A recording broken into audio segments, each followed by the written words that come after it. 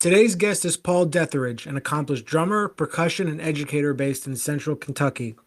Paul's a versatile performer, regularly playing with ensembles like DiMartino Osland Jazz Orchestra, Grupo LexiSamba, and the Raleigh Dailey Trio, showcasing his expertise across a wide range of styles.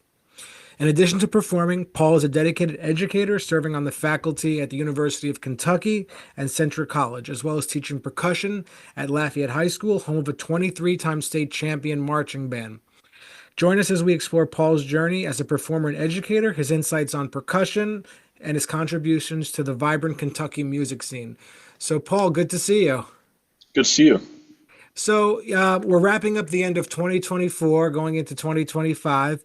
The last time we had gotten work together was 2018, I believe, or 2019, something like that. Definitely before the pandemic. So kind of wrap me up. What's been going on with you in the last year, towards the end of the year, or anything exciting to look forward to musically in 2025? Well, I do a lot of teaching, and one cool thing that's been going on with my teaching is our high school, Lafayette High School, the percussion ensemble was selected to perform at the Kentucky Music Educators Association conference in Louisville in February. So that's probably the first exciting thing to happen related to what I do. And Lafayette has also, as you talked about their victories, they won state again, actually for the 24th time, and then 2 months ago, they won a Bands of America marching band competition, and that was a regional championship in Johnson City, Tennessee, a little bit before that. So that's all exciting things going on with my teaching. Another exciting thing is that at University of Kentucky, a couple of my students got selected. I'm sorry, I should say they played with the UK Jazz Ensemble, which was selected to play at Midwest, and they just played last night, and they were joined by Jeff Coffin as a guest artist. So that was really exciting for them. Yeah, that's a heavy figure in the industry. Yeah, so I'm really happy for my students right now. They're all doing so well. Also, my stepsons, one of them is a trumpet player and the other one is a percussionist. And the trumpet player is, they both got accepted into All-State like a few days ago. And the percussionist got into, as a ninth grader, he got into the upper Central Kentucky Youth Jazz Orchestra group. So he got into the high school group as a freshman, and he's really excited about that. So yeah, I'm excited for my students all around and my stepsons. It's really a lot of fun. No, that's a lot to look forward to. And you do a lot of teaching, but you're also a performer. Mm-hmm. When you have that schedule where you're running from, teaching to gigs, that sort of thing, does it sometimes feel like two separate worlds for you, or you're just kind of living in the moment? Or do you separate those two things, the teaching and the playing? Or if you do, how do you separate them? Well, my playing certainly inspires my teaching. Yeah, especially on the jazz you're side. always learning things on the bandstand, you mean? Or yeah, and also it keeps the spark alive and the excitement alive that I can hope to purvey to my students. If I didn't perform, I might be a less inspired teacher. Maybe I should say that.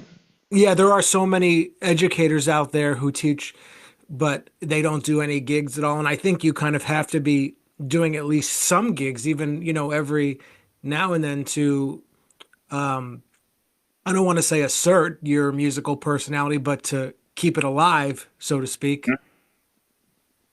Yeah. And it's really hard to schedule sometimes, though.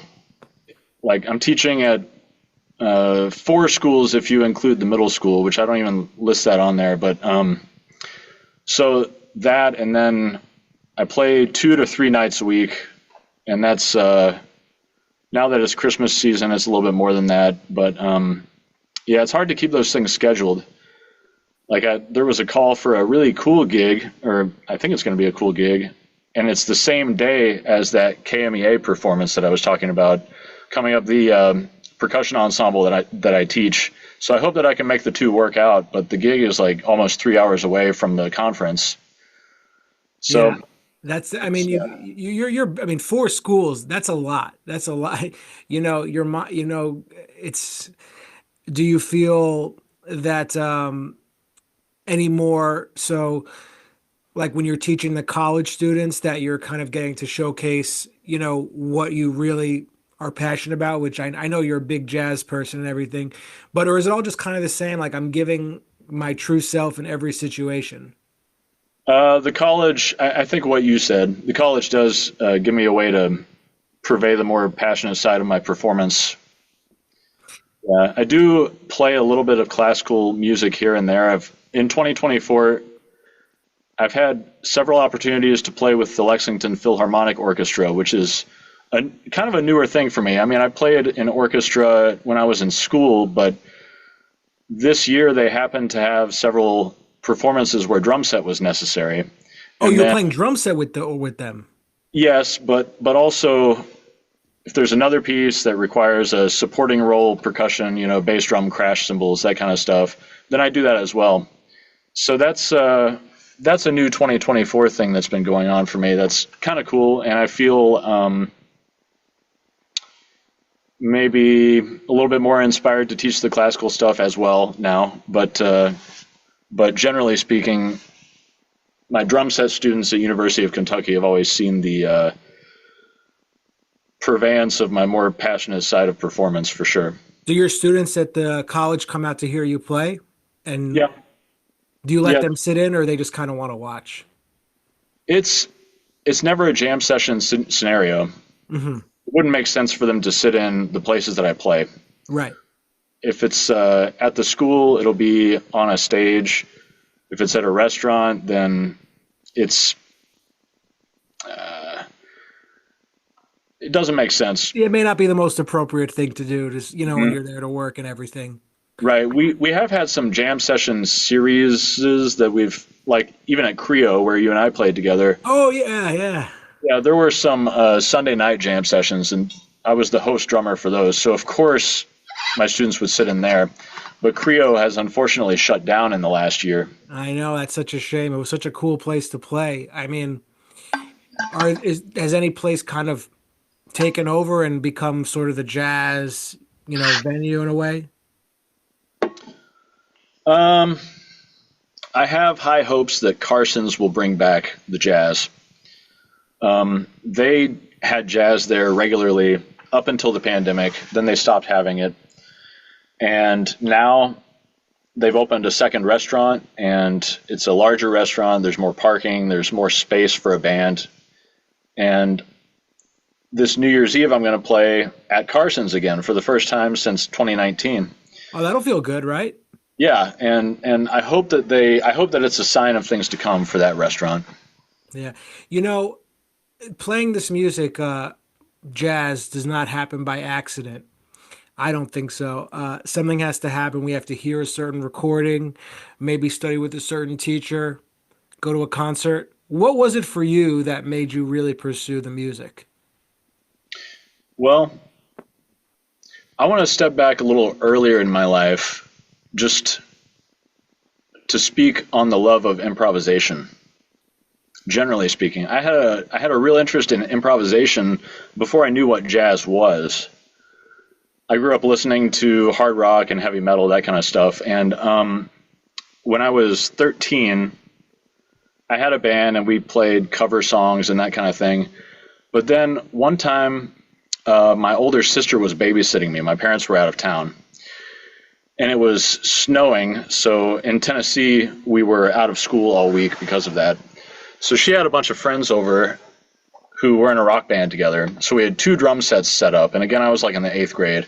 So they all started playing these blues progressions, and I was just playing along with the other drummer. And what struck me was it wasn't like playing cover songs. It felt like anything could happen, really. And that was the first spark that I had where I really, really loved improvised music. So from that point on, my rock band friends and I would just jam. We wouldn't try to learn covers. So that was the first love of improv of a sort. And then the first album that really sparked it for me, though, was whenever I got to undergrad. I had sort of gotten out of heavy metal by that point, and I got into undergrad, and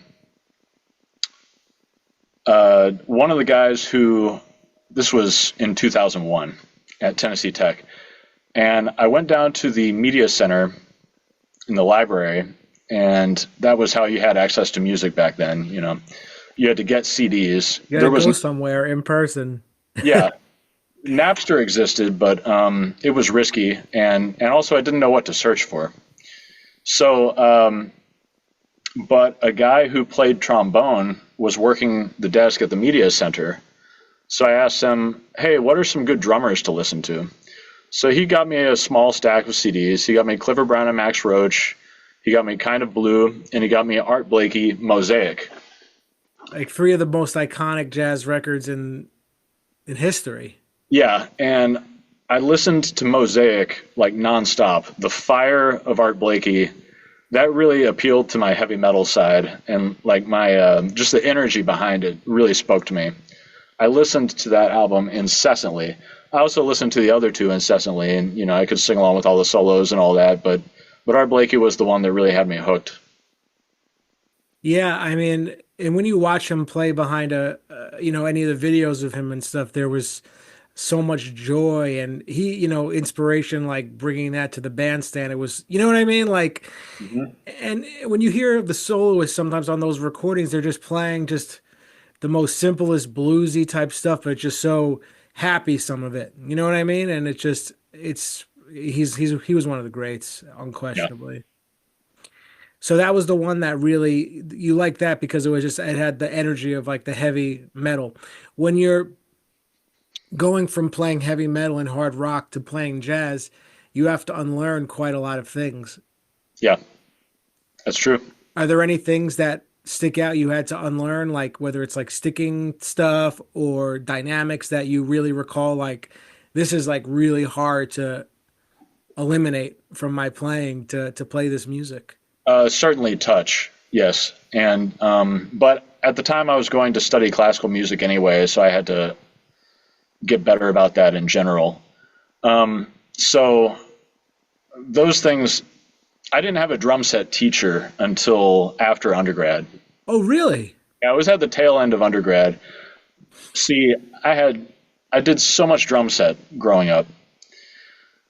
So I had a lot of catching up to do on the classical stuff, and I was a music education major. So I had to learn mallet percussion a lot better, plus all of my secondary instruments in order to be trained to become a band director.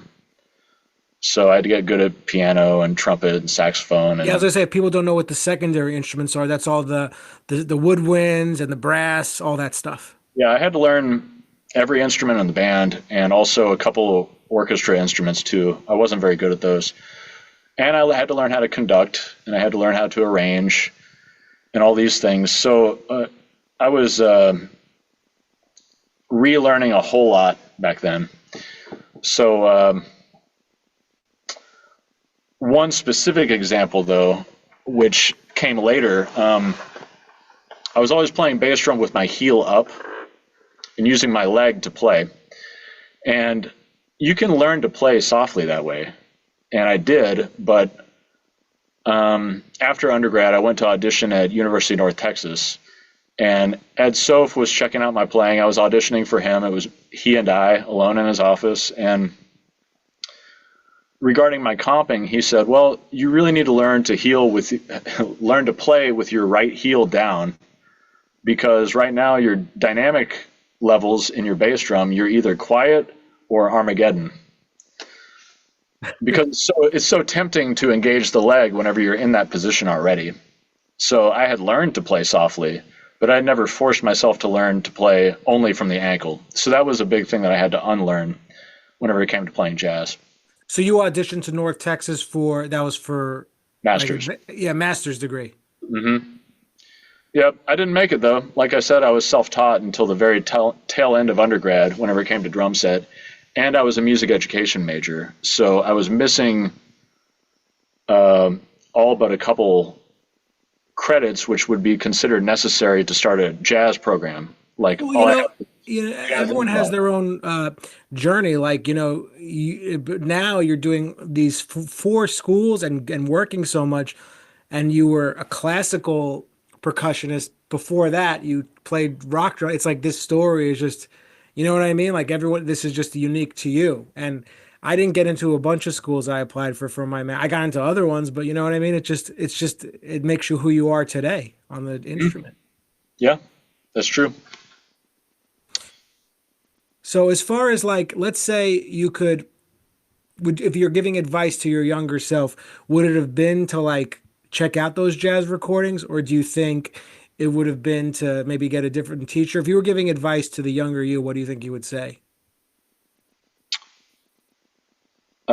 I would have honestly, I would have told myself to listen to my teachers more than I was willing to do sometimes. You know? That's a classic one, right? Hmm. And when you're mentoring your students now at the college, I'm sure you're teaching them about all the technical things about playing the music and stuff and all the rudimentary things.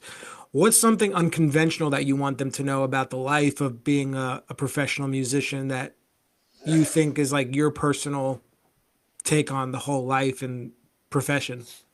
Something unconventional. Um, I think from my experience that they have to know that their path is their own, and it might be a windy path. For Just like me, we're talking about. yeah, and that's probably the biggest thing that they're going to have to pursue this and find the path that makes the most sense to them. It's not. It's very rarely directly from point A to point B. I'm so glad we're talking about this because, at times we might feel like our path, it's like, I don't mean, I felt this way many times in my life, but it's like almost like, why me? Why couldn't I have just learned that earlier or something, or, had that chance later or earlier? You know what I mean? But it's like at the end of the day, there, it's really just all in our heads, and that everyone is going through something kind of similar, you know? Hmm. Yeah. Yeah, whenever I was rejected at UNT for their graduate jazz studies, I was really heartbroken. Yeah, I understand. Thought I was set out. I mean, I was 22, and my perspective on the world was pretty narrow. Having grown up in a smaller town, and then I went to a slightly larger town, but it's really not a big town either. So I thought I was hot stuff. I was playing with the faculty jazz group as an undergraduate, so I thought that meant something. But really, no, it was my teachers being great teachers and giving me experiences. It wasn't because I deserved it.